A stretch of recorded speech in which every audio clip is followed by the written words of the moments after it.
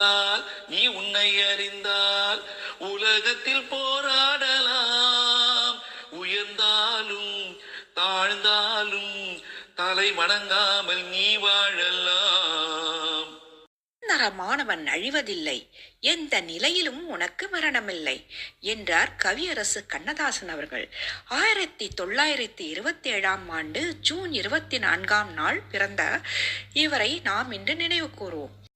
ஊரெல்லாம் தூங்கையிலே விழித்திருக்கும் என் இரவு, உலகமெல்லாம் சிரிக்கையிலே அழுதிருக்கும் அந்த நிலவு, பாதையிலே வெகு தூரம் பயணம் போகின்ற நேரம், காதலையார் மனம் தேடும் இதில் நான் அந்த நெஞ்சை நாடுவதெங்கே கூறு.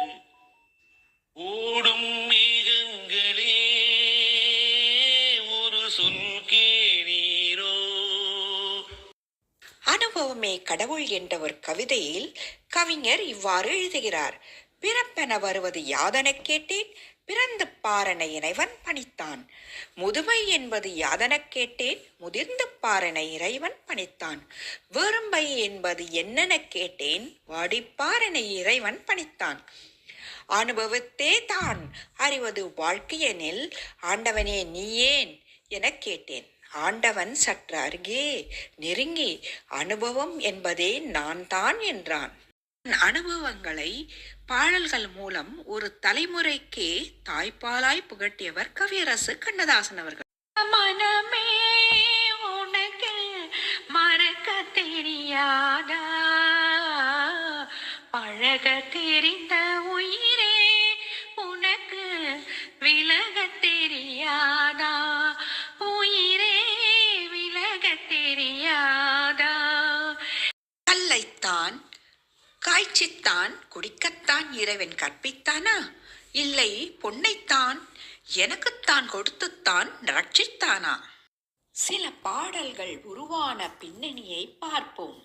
பாண்டிச்சேரி தேர்தலுக்கு அறிஞர் அண்ணா அவர்களோடு போன போது ஒரு மிக்சர் பொட்டலத்தில் எதிரொலித்தான் அத்தான் என்னத்தான் என்ற பாடல். அத்தான் என்னத்தான் அவர் என்னைத்தான் எப்படி சொல்வேனடி, அத்தான் என்னத்தான் அவர் என்னைத்தான் எப்படி சொல்வேனடி. பூஜ்ஜியத்துக்குள்ளே ஒரு ராஜ்யத்தை ஆண்டு கொண்டு புரியாமலே இருப்பான் ஒருவன். அவனை புரிந்து கொண்டால் அவன்தான் இறைவன். இறைவன் இருக்கிறான் என்பதற்கான ஒரு கருத்தை இவ்வாறு அவர் வெளியிட்டிருக்கிறார். நீ மகன் இல்லை, தம்பிக்கு அண்ணன் இல்லை, தாய்க்கு நீ மகன் இல்லை, தம்பிக்கு அண்ணன் இல்லை, ஊர் பழி ஏற்றாயடா, நானும் உன் பழி கொண்டேனடா. உள்ளத்தில் நல்ல உள்ளம் உறங்காதென்பது வல்லவன் பகுத்ததடா, கண்ணா வருவதை எதிர்கொள்ளடா. ஒரு முறை கவிஞர் மதுரைக்கு செல்ல ரெயினில் பயணம் செய்து கொண்டிருந்தார். அப்பொழுது அதிகாலையில் கண் விழித்து ரயிலின் கதவோரமாக சாய்ந்து கொண்டு இதையோ யோசித்துக் கொண்டிருந்தார். அப்பொழுது அவருக்கு அருள்வாக்காக தோன்றியது தான் ஆலய மணியின் ஓசையை நான் கேட்டேன் என்ற பாடலாகும். அவனே என பாடும் ஒலி கேட்டேன், உன் தலைவன் அவனே அவனே எனும் தாயின் மொழி கேட்டேன், ஆலய மணியின் ஓசையை நான் கேட்டேன், அருள் மொழி கோரும் பறவைகள் ஒலி கேட்டேன். கவிஞர் எழும்பூர் கோர்ட்டில் ஆஜராக வேண்டியிருந்தது. அப்பொழுது அங்கு ஒருவர் பெயிண்ட் அடித்து கொண்டிருந்தார். அவர் கையில் உள்ள சட்டி கீழே விழுந்து பெயிண்ட் அத்தனையும் கொட்டிவிட்டது. அதை பார்த்தவுடன் அவருக்கு ஒரு பல்லவி தோன்றியது. சட்டி சுட்டதடா கை விட்டதடா என்ற பல்லவி ஆகும் அது.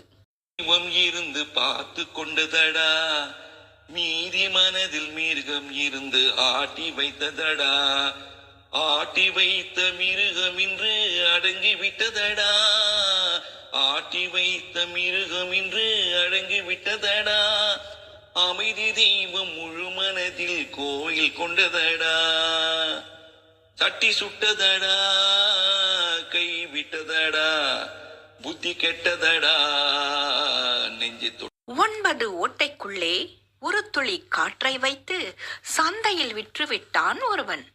அவன் தடம் திரிந்தால் அவன்தான் இறைவன். ஆம், இந்த கருத்தை கவிஞர் அவர்கள் ஒரு தரிசனம் என்ற படத்தில் ஒரு பாடலில், இது மாலை நேரத்து மயக்கம் என்ற பாடலில், இது ஓட்டை வீடு 9 வாசல் இதற்குள்ளே ஆசை என்ன என்று கேட்டிருக்கிறார். இந்த பாடலுக்கு இசையமைத்தவர் சூலமங்கலம் ராஜலட்சுமி அம்மா அவர்கள். நீயும் நிலவும் பொழியும் நேரம் மடியில் சாய்ந்தால் என்ன, பசும்பாலைப் போலே மேனி எங்கும் பழகி பார்த்தால் என்ன, உடலும் உடலும் சீரும் வாழ்வை உலகம் மறந்தால் என்ன, தினம் ஓடியாடி ஓயும் முன்னே உண்மை உணர்ந்தால் என்ன, உறவுக்கும் மேலே சுகம் கிடையாது, அணைக்கவே தயக்கம் என்ன,